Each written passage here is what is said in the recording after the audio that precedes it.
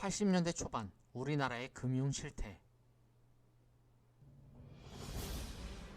경제개발 초기 우리나라는 산업화를 위한 자금이 너무도 부족했다. 50년대 저축액 수준이 GDP 대비 고작 1.4% 정도였으니 개발 자금을 조달하기 위해서라도 정부는 극단의 처방을 내려야만 했다. 은행에서 기업에 꿔줄 돈이 없다는. 그러니 무엇보다 저축률을 높여야만 함. 그래서 장면 정권 때는 지폐 모델로 은행 통장을 든 어머니와 자식을 그려놓기도 했었고, 60년대 군사정권은 은행의 이자율을 대폭 올리기도 했었다. 금리 현실화 조치이다. 앞으로 은행에 안심하고 저축하라는 연 이자율을 현행 15%에서 26.4%로 올리겠음. 와, 26.4%라니?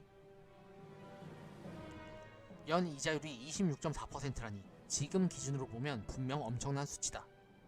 하지만 당시 인플레이션이 연 15%에 달했으니 실질 금리는 11% 정도였다. 66년부터 80년대까지의 평균 15%의 인플레이션이었다. 그렇더라도 매우 높지 않은가?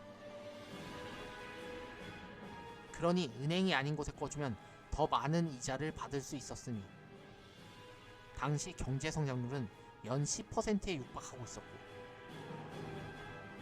특히 제조업의 경우 연 20%씩을 성장하고 있어서 제조업의 경우 장사를 하게 되면 평균적으로 연 20% 가깝게 성장을 하던 시점이었다. 고로 은행에 돈을 맡기면 11%의 실질 이자를 얻게 되지만 제조회사에 직접적으로 꿔주면 20%에 가까운 이자를 받을 수도 있었다는 얘기다.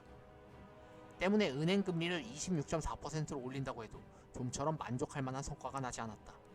요즘 사채시장 금리가 40%임. 사채놀이를 하면 더 버는데?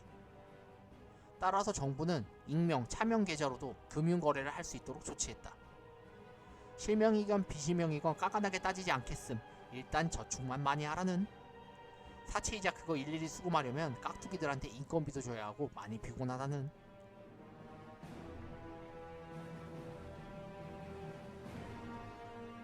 그러니 그냥 간단히 은행에 맡기라는.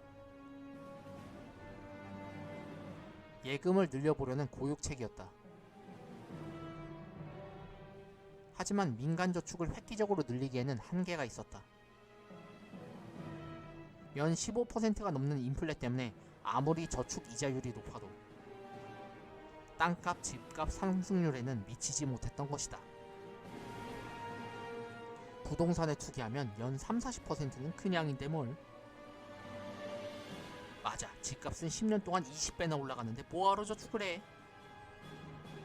다만 그런 상황에서 정권의 숨통을 트이게 해줬던 것은 70년대 후반의 중동 특수였다. 정부는 중동 특수 자금을 일단 국내 은행으로 송금하게 한 다음에 인출하게 했기 때문에 자연스레 저축률이 상승하는 효과를 낳았던 것이다. 그래서 70년대 후반 한때 저축률이 18%를 넘었다는. 하지만 79년도의 오일 쇼크로 중동 특수로 벌어들였던 달러가 순식간에 증발해버렸고,